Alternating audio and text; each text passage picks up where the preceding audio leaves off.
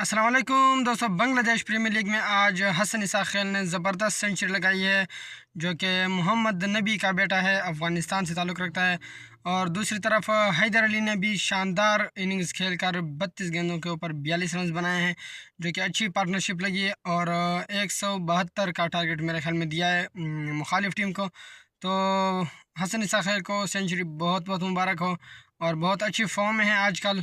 पहले इससे पहले मैच में भी मेरे ख्याल में 70 रन बनाए थे या 76 थे, ऐसे मेरे ख्याल में थे। तो अच्छे फॉर्म में हैं। और बांग्लादेश में अफ़गानिस्तान के जो प्लेयर्स हैं, पहली सेंचुरी आई है हसन इसाक की तरफ से, पहले किसी ने भी नहीं की बांग्लादेश प्रीमियर लीग में।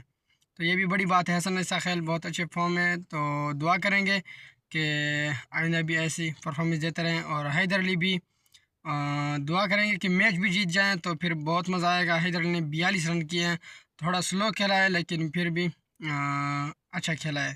Thank you very much.